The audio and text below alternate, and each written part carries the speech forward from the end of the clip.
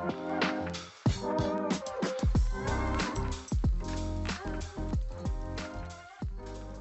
hello and welcome to the CIH Podcast. I'm Rachael Williamson, Director of Policy, Communications and External Affairs at the Chartered Institute of Housing, and I'm joined today by a fantastic group of housing experts to unpack some of the analysis in the 2026 UK Housing Review, which was published a few months back and is available on the CIH website.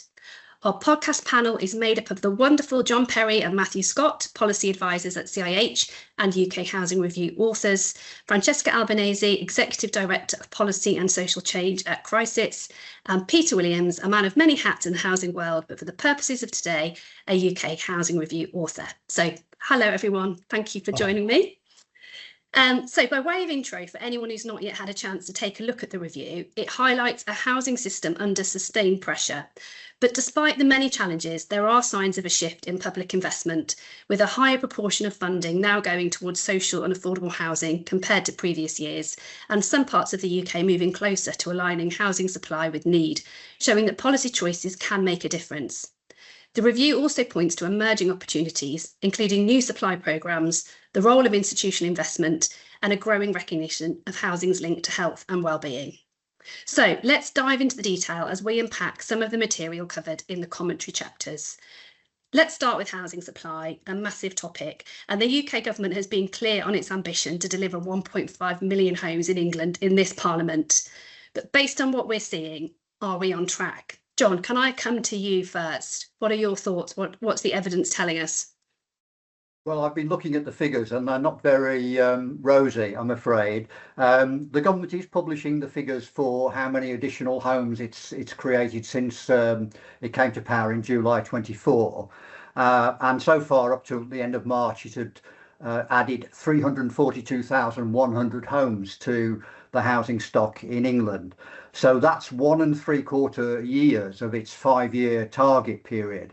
And in that period, on the basis of, adding equally each year, it should have added 525,000 homes over that period. So there's a gap of about 180,000 homes, which is quite substantial. So in the remaining 3 1/4 years, it has to add over 1.1 million homes, or about 350,000 homes annually, which is a very tall order, especially given the current output is around 190,000. So I thought I'd just comment on the social sector contribution to this, and then I'll leave it to Peter to talk about the private market. Well, as everyone knows, in England, there's a new programme which has just started, investing £39 billion over 10 years. The government added 800 million to the old programme in the winter of 24-25, and this means that spending should go up in the first years of the new programme, even though the programme itself is backloaded. And we should be spending about 3.8 or 3.9 billion pounds per year, starting the April, which has just gone. This, we think, will raise output from the current 65,000 per year to 75,000 per year during this 3-year period before the target needs to be met. But it's simply not enough. We and others calculated that the social sector needed to contribute about 140,000 homes per year towards this target. And when the government set its spending budget for the new programme in the spending review, the CIH and the National Housing Federation had called for 39 billions over 5 years, and what we got was 39 billions over 10 years. So there's obviously a big gap to be filled. That was only intended to provide half the number of homes required, and the other half would come from Section 106 and non-grant aided construction. But of course, with Section 106, we're facing difficulties, and that brings me neatly towards the picture for the private sector, Peter. Yes, no, I don't think I can, if you like, offer much that lifts the gloom that you're communicating, John. I mean, the context is challenging for all parties, whether in the social sector or in the private market, in terms of broad global and national uncertainty. We await tomorrow's results in terms of the by-election here and what that means for the UK government. And of course, we'll wait to see whether the Trump deal actually adds up to anything to help bring a sense of stability and security to the world. All of those things are going to influence interest rates, outlook on interest rates and all the rest, which is obviously a key driver on the demand side in relation to supply. House builders are being very cautious. It obviously varies by builder and by location, but basically they're bearing significant increased costs, whether it be for materials, labour, and their debt costs, because of all the increases and changes that have happened over the last few years. So that they're playing caution, and in a sense, therefore, you can't really see them rapidly increasing output to replace the kind of social sector fallback that you're talking about.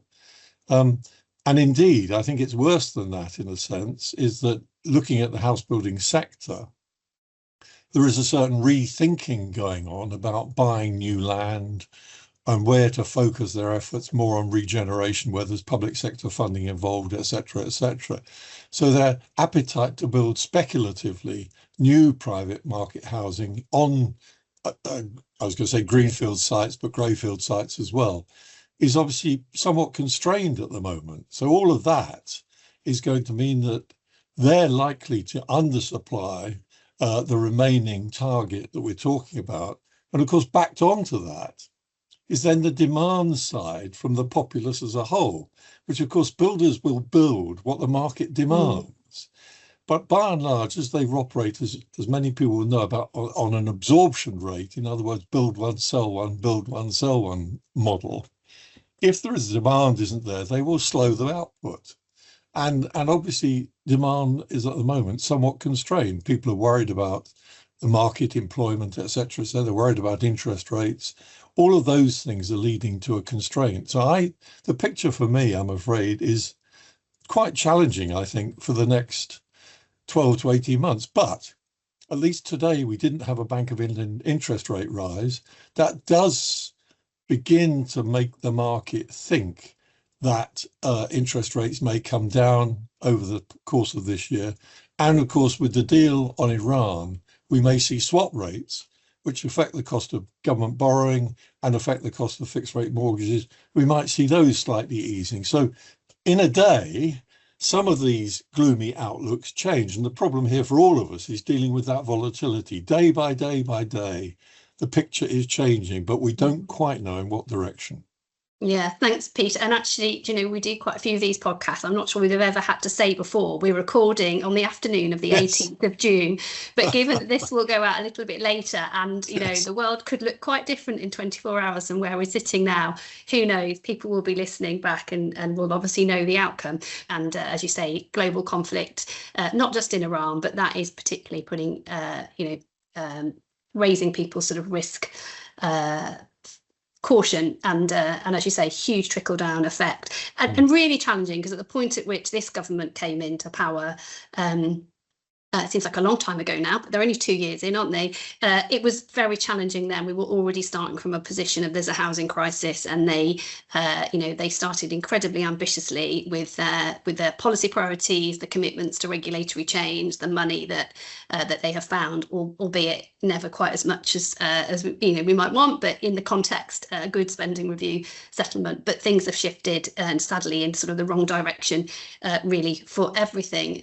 So really difficult. And of course, housing is at the centre of everything. We're focusing in on housing supply, but you can't talk about that without thinking about how it connects right across the system. And I suppose that brings us on to what happens when we don't have enough housing supply. And that is most starkly felt in the homelessness statistics that we are seeing. And unfortunately, we are breaking every record in the wrong sense, with that the latest government stats show a 17th record rise in child homelessness, 1 in 23 children in London in temporary accommodation. So that's at least 1 in every classroom in London. And it certainly is not only a challenge, in London. So Francesca, I mean, the review is very strong on this, and sadly, as we look at the review from year to year, there is always a lot to say, not always positive in the homeless space, and just the realities of what that means. But, from your point of view, are these trends inevitable, or are there interventions that could genuinely start to reverse them, considering the backdrop that Peter and John have just set out? So I think, homelessness is not inevitable and it's a solvable problem. I think that the issue we've been facing is clearly the housing market has always been a driver of homelessness, for decades, but it's particularly acute at the moment. And so that combination of, we're not building enough homes, full stop, and clearly, we need to build more, but we're not building the right type of homes.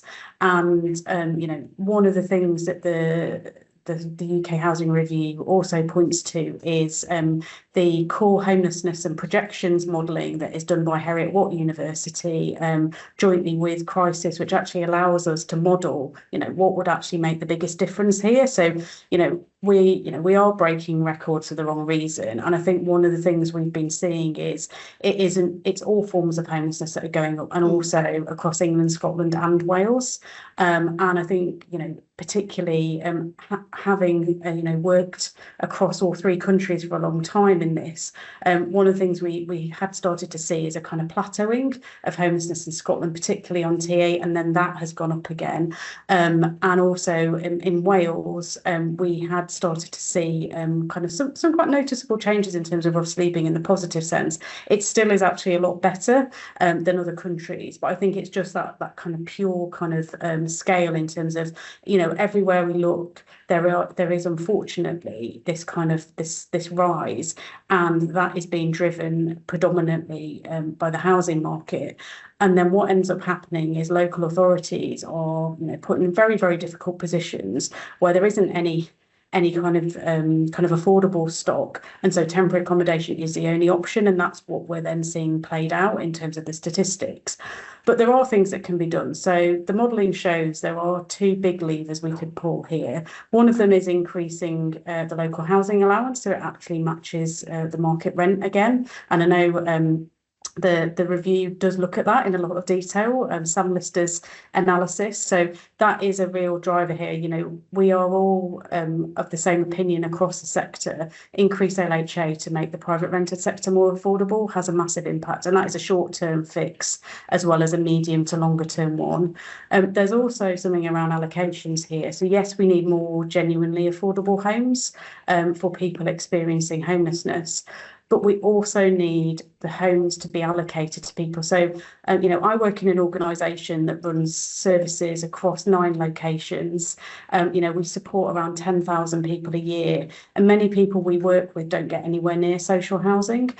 So we do have what's called Section 5 in Scotland, which enables, you cannot turn down people for social housing unless you have a very reasonable kind of reason to do so. And that means that there is a lot more movement from the homelessness system to social housing. That can be rolled out elsewhere. So we've seen some new legislation in Wales, which will have a massive impact. That is going to kind of centralise how we allocate social housing for homeless households. And there's a real opportunity in England to do the same thing. It is being reviewed at the moment. Preferential allocations for homeless households could have a big impact here, and could bring homelessness levels down. And I think my final point on kind of what makes a difference is it's a whole government approach. You need to kind of make sure that when you are looking at the kind of drivers of homelessness and therefore the solutions, it isn't just the responsibility of homelessness departments. And I think some really positive legislation in Wales and Scotland in the last 12 months brings ask and act duties to all public bodies.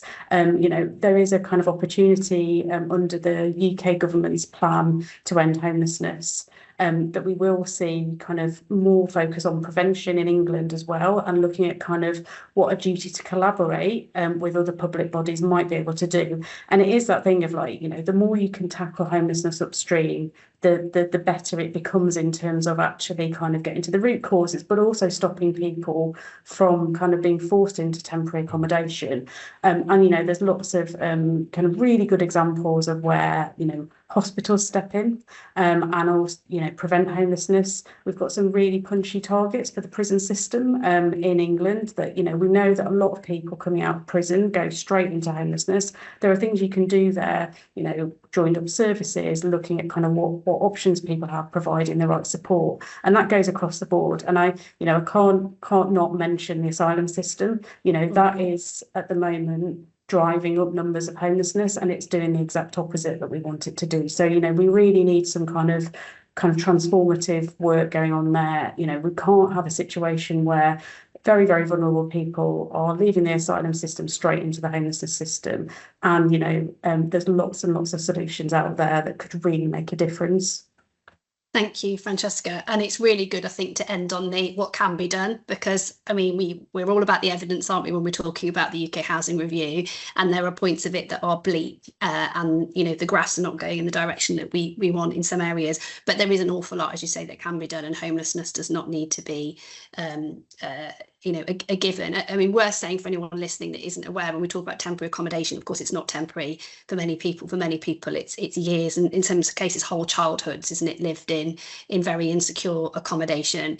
And we know government is trying very hard to tackle it, but as you rightly say, it's not an issue that can just sit with the Ministry of Housing. It cuts right across government policy, justice, health, education, and so on. And you touched on local housing allowance, which we won't have time to get into too much, but one of the challenges there, and as you say, Sam's brilliant analysis in the review is well worth looking at. I know just from speaking to him earlier today that the very latest shows, I think only about 12% of the market is actually affordable in terms of what the LHA rate would now cover. So that freeze in sense of it not keeping up with rents is really pressing. And of course, that just means more and more people presenting as homeless where they can't afford their rent. And other things have happened, obviously, that government have done that would have helped with that, like the end of Section 21 no-fault evictions. But if you can't afford your rent, ultimately a landlord at some point is probably going to look to evict. And if there's no other affordable alternative, you're very stuck. And as you say, then councils are in very difficult positions, and we see people having their lives really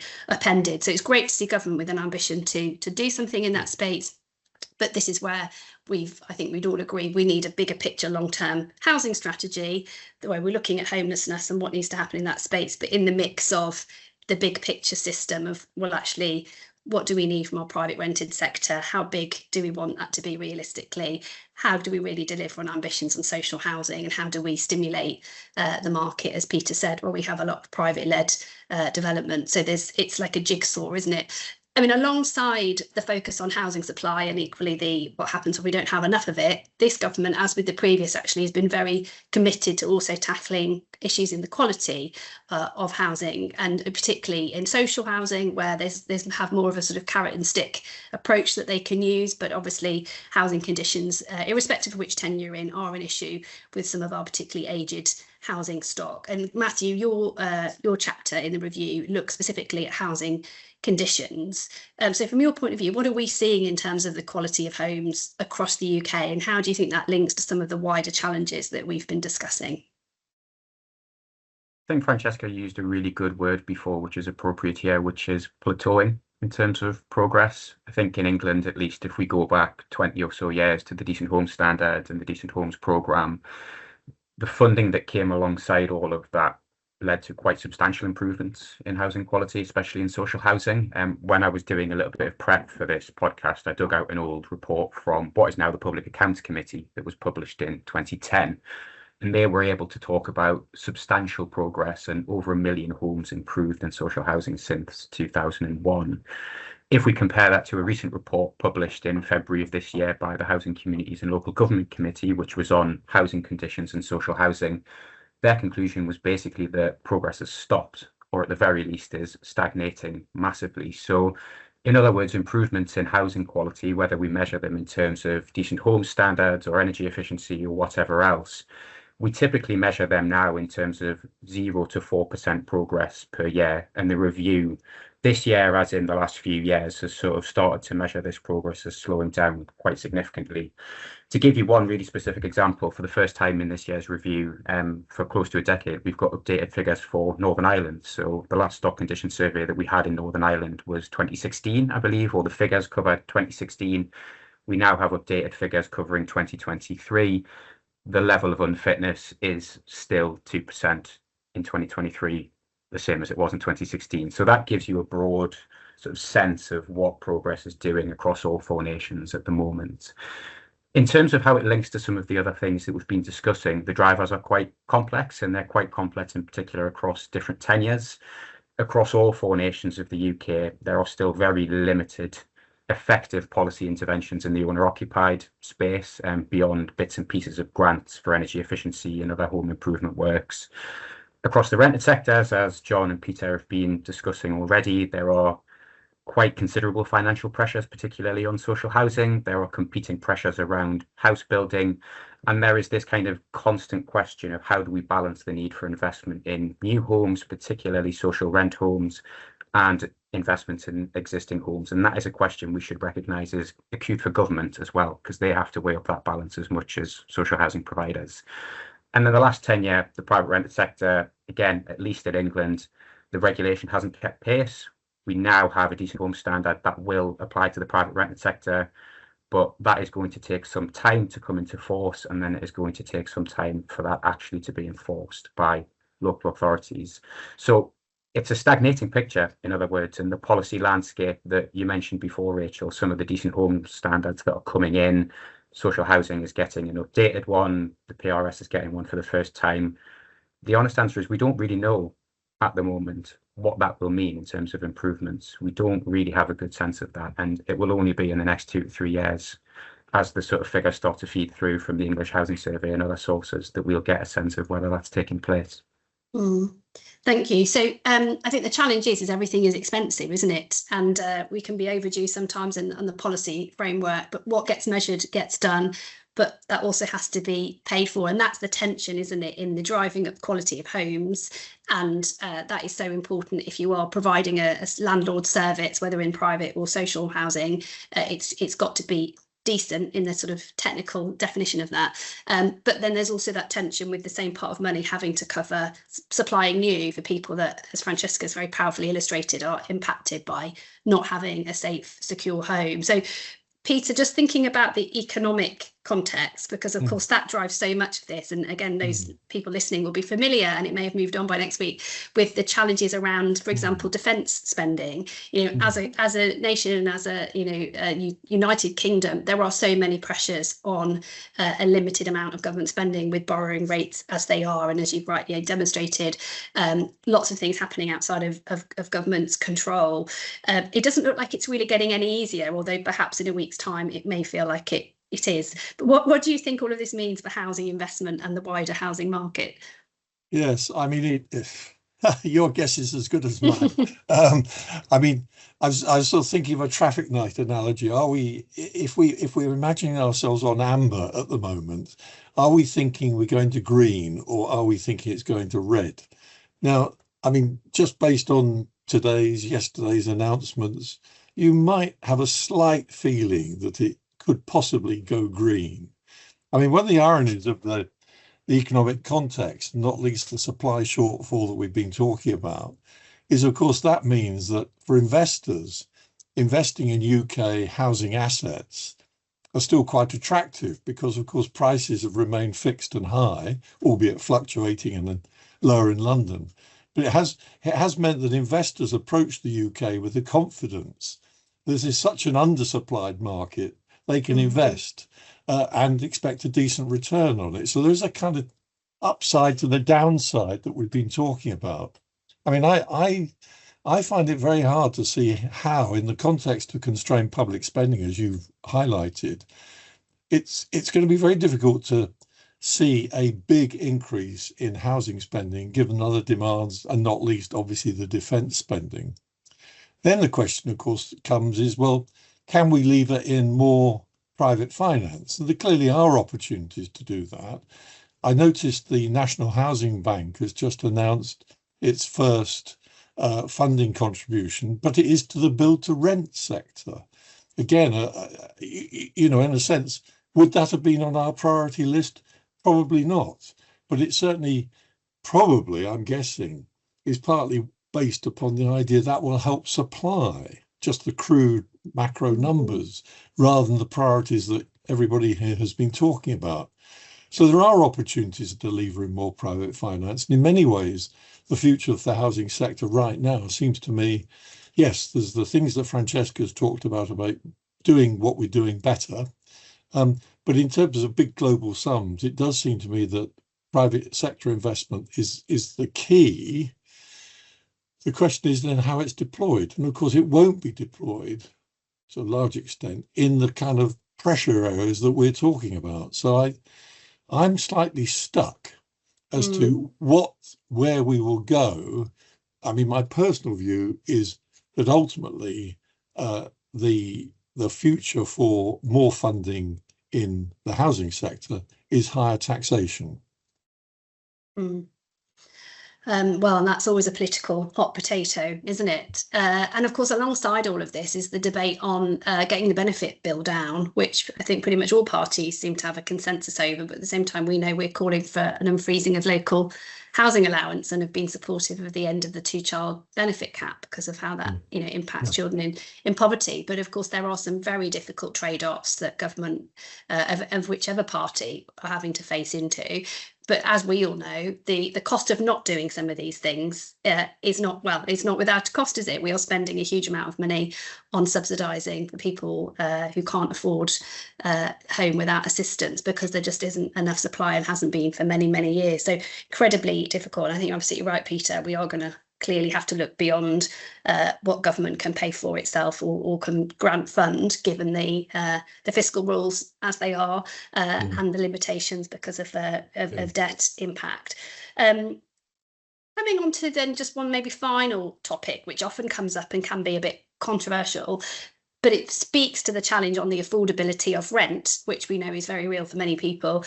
Increasing numbers are not even renting at all in the private rented sector because they can't actually afford to leave home. So, the latest sort of demographic stats that show increasing numbers of people in their 20s and 30s still living at home, where they can, of course, because they're not able to actually even move into the private rented sector. And then once in that, very difficult to afford to save. So we see the whole sort of whole housing market changing from maybe how it was 20, 30 years ago when people would have an aspiration to realistically be able to buy in some form.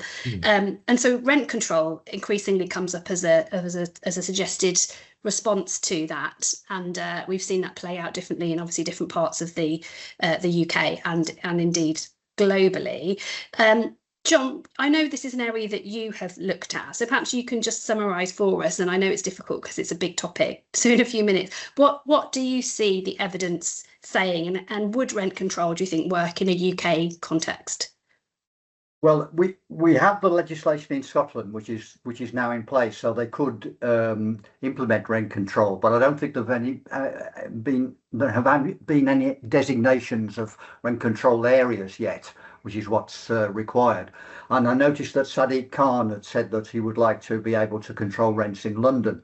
And I should say, sorry, just to clarify, I mean private rented sector when I say rent control. I mean, there is a form of it in social housing, of course, already with the way rents can be increased. But yeah, sorry, just for anyone listening and wondering what we're talking about. Yeah, and we've got to talk about, well, we've got to decide what we mean by rent control as well, whether we're talking about controls over initial rents or controls over rent increases or a cap on rents. And all of those could apply. And to some extent, there's a very mild form of rent control in England now under the Renters' Rights Act, isn't there, where you can appeal against unreasonable rent increases. I mean, if you look at experience across Europe, rent controls of some form are really quite common. Sweden has quite a rigorous system, and Germany has quite an advanced system or long-standing system as well. So, it seems on the one hand like it's feasible, but you probably have to ask the question of, is the culture of the private rented sector the same in England as it is in, say, Germany? And obviously it isn't. And one suspects that, in places like Germany, there is a long-standing tradition of regulation of the private rented sector, particularly because in Germany there's no specific social sector.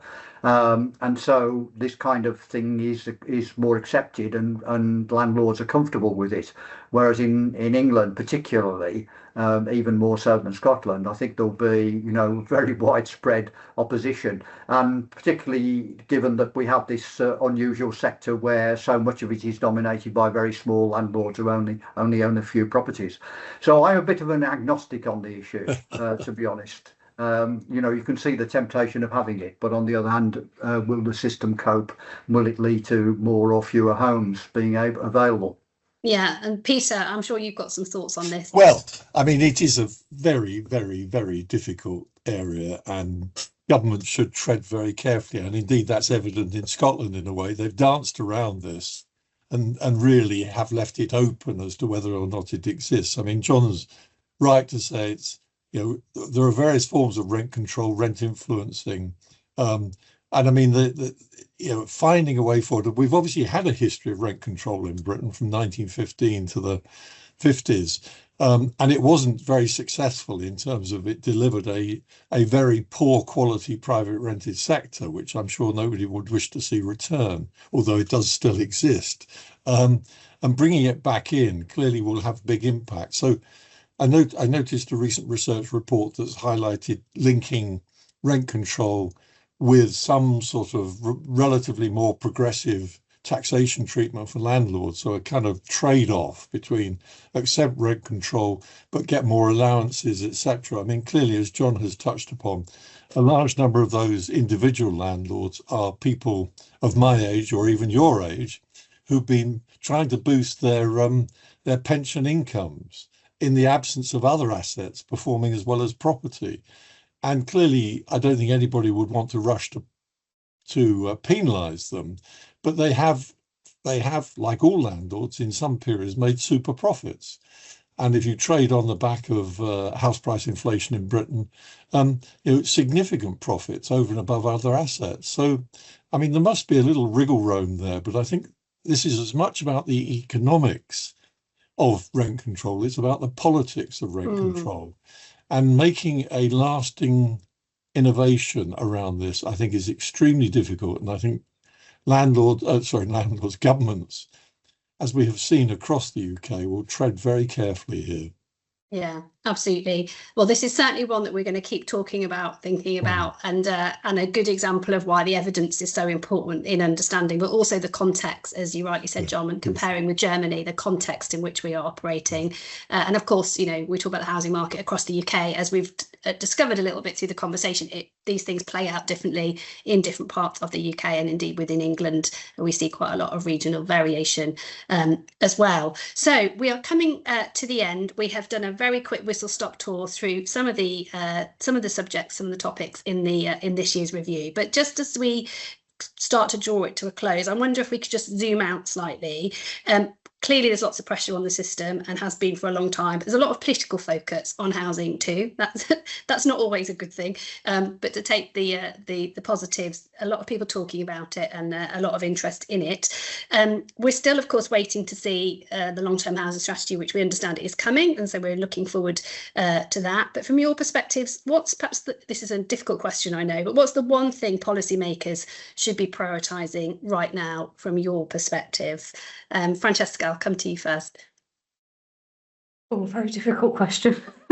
Yes. So, I would say my worry at the moment is there's very much a focus on better TA rather than shifting the system away from TA completely. So because of the kind of state we're in, there's a lot of conversations around how do we kind of obviously get people out of bed and breakfast accommodation or nightly paid into better quality TA, rather than thinking about how do we get people out of the homelessness system altogether into a safe, secure home of their own where they don't need to be homeless. And I would say, please, can we not, to policymakers, please, can we not fall into a trap where we kind of end up with temporary accommodation being a significant tenure? And I'm mainly talking about England here.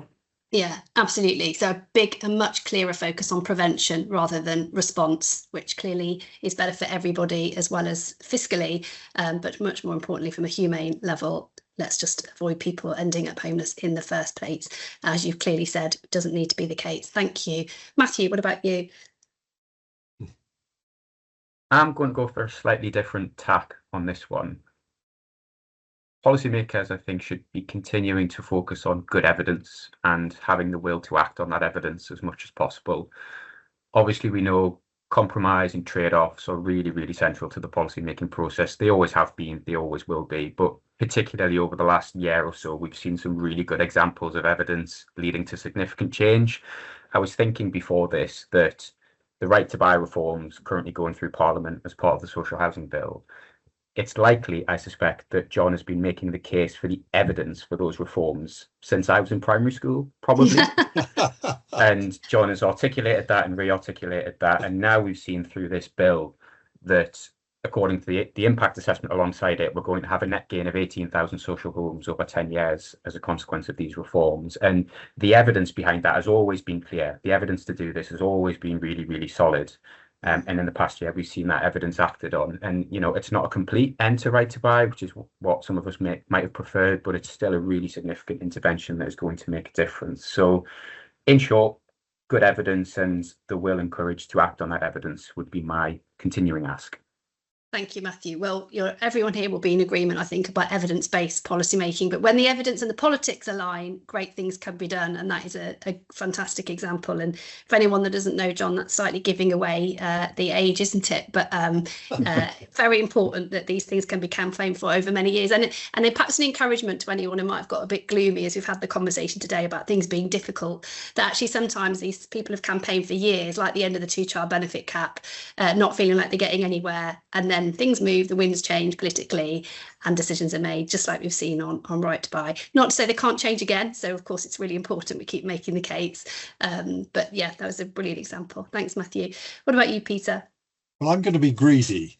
I'd like to echo Matthew's point about data. I do think, and I think the government, when you see the recent NAO report on shared ownership, the government is clearly finally doing things about collecting better data, and that should be repeated across all the sectors, not least on the private rented sector, which we've just been discussing, because the evidence base on the PRS is really quite poor.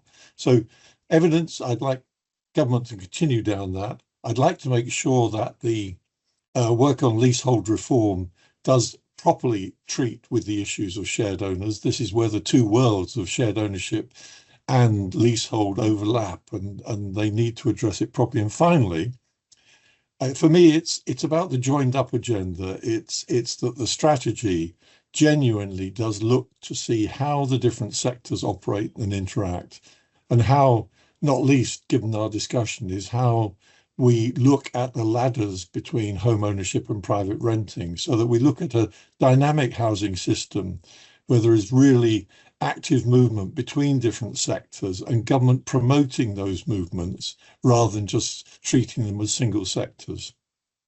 Yeah, absolutely. Lots of nodding. Completely agree. Thank you, Peter. And John, last but not least.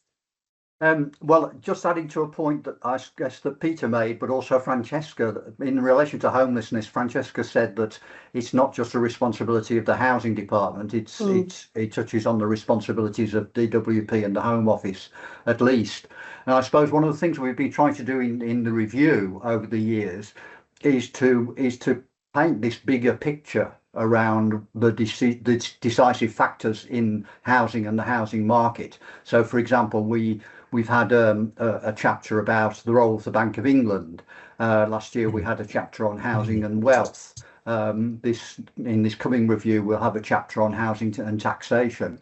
So I think building on what Peter said, really, in the housing strategy, what we would like to see is a real government housing strategy, not just a housing department strategy. I think perhaps we'll be whistling in the wind a bit on this, but I mean, in the housing review, that's what we're trying to do, to widen this debate so that it covers all of the elements of housing, not just the social housing sector or even just homelessness. Yeah, absolutely. And that way, sorry, Rachel, in that way, if it was joined up in that way, we'd make much better use of the money we are spending. Absolutely. I was just going to say, I think, we have we have various departments across the UK helping to fund some of the work that the review produces. So it's great to have that buy-in. But absolutely, as you say, Peter, I mean, some of the sums set out in the review are really big, but not all government money is used well, and never deliberately so. But actually, when we step back and look at the big picture and look at, as Francesca said, the example of the asylum system, some of the kind of unintended consequences of a decision being made in one home department undermining what another one is trying to do, certainly on homelessness, ending homelessness, that really does speak to the need for a cross-government strategy, even better a cross-party strategy, so we could have some longer-term consensus. But I appreciate that is tricky in the system that we have. So you've all set out, I think, very powerfully the need for evidence, the need for a preventative approach, cross-government working, and a holistic sort of system overview when thinking things through. Sometimes what seems like a good idea in one area can have all sorts of impacts elsewhere. And of course, again, that is one of the reasons why the UK Housing Review, over the many years in which it has run, and many of you have written for it, is so important, because it's got the data. We can track the trends. We can see the impact of policy, good and bad. We can see the impact of government decisions on investment, and equally what happens when those decisions are not made as needed. So thank you so much. We could talk for a lot longer, I know, but I'll draw us to a close now. I hope you've enjoyed the conversation as much as I have. Really appreciate your time. So thank you ever so much, John, Peter, Matthew and Francesca. And thank you to all of you who've been listening. If you haven't yet had a look at the UK Housing Review, I hope this will have whet your appetite to go and take a look. You can dive into the chapters, you can read the executive summary, you can look back at previous copies, and you can also look out for the autumn briefing that is coming, spoiler alert, this autumn, followed by the 2027 review next spring. And it is now open to all. There is absolutely no kind of paywall up in front of it. We really want people to be making use of it. So do please have a look. And if you want to give us any feedback, we'd always love to hear from you. You can listen out for more podcasts as well via our website and our YouTube channel. And for now, we'll leave you with that review to go away and dive into if you want some more detail. Thank you ever so much, everybody, and have a good day.